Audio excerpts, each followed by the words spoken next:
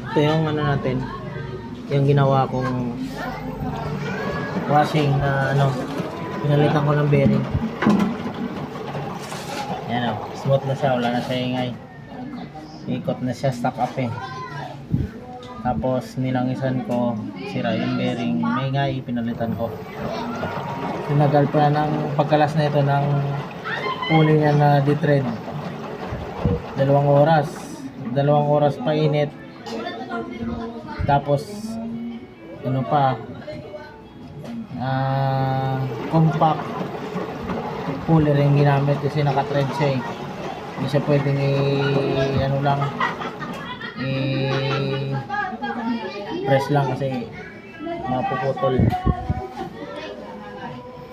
Ayan o, wala na siya ingay. Ayos, thank you.